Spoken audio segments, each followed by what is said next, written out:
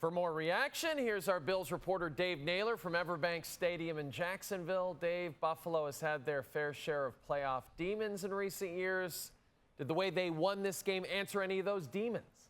It certainly did, and a number, starting with, let's go to the most obvious one. The Bills were 0-5 in road playoff games under Sean McDermott, so that goose egg is gone.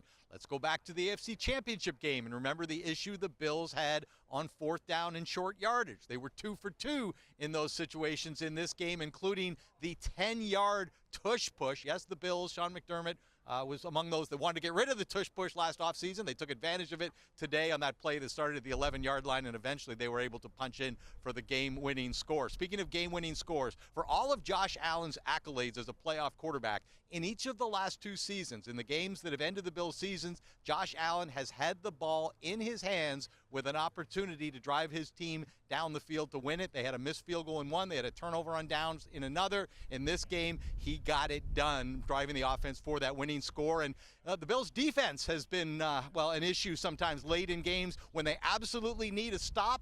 They got it in this one, the interception that shut the game down with just under a minute to play. A lot of the ways the Bills have lost playoff games this time were the ways they won them.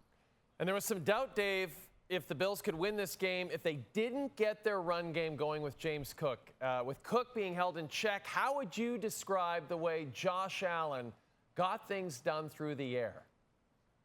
Well, I think there was a realization partway through this game that it was not going to be a James Cook day. I mean, he only carried the ball 6 times after halftime, and it fell to Josh Allen. And look, you got to look at the receiving unit that he was playing with today. I mean, they have Brandon Cooks, who they signed off the street. They have Gabe Davis, who they signed off the street. They have Terrell Shavers, who was an undrafted guy.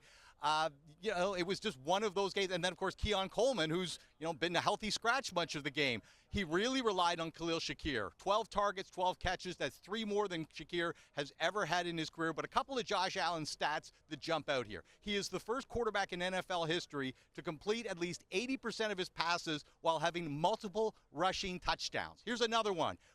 When the Bills were trailing in this game, Josh Allen's numbers, 14 of 16 for 195 yards and 3 total touchdowns. It was the kind of game I'm not sure people thought the Bills could win because so much of their offense, when they did throw the ball down the second half of the season, was throwing to tight ends, throwing to running backs. Well, they only had 69 yards combined to their running backs and tight ends in this game. Jacksonville really took that away, but Allen was able to find other ways, relying on receivers. The big throw to Brandon Cooks for 36 yards on the game-winning drive. He said afterwards they just installed that play the past week, and he hit it when they needed it most. And the game ends on a tipped ball interception that started with Tre White and into the hands of Cole Bishop. Dave, tell us why Tre White's performance in this game was the stuff of legends.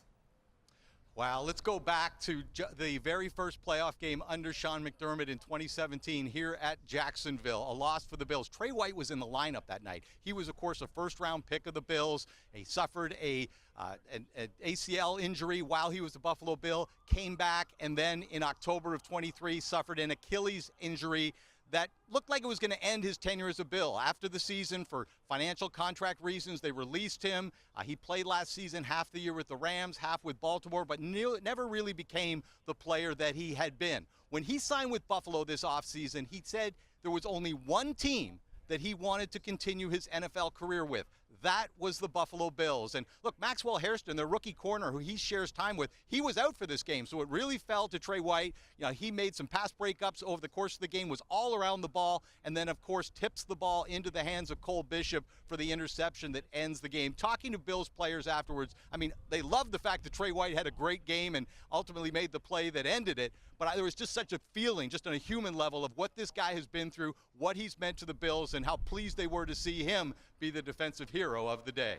It's the first time since 1981 that the Bills won a playoff game against the team with a better regular season record. There's Dave Naylor, our Bills reporter. Dave, thanks for this.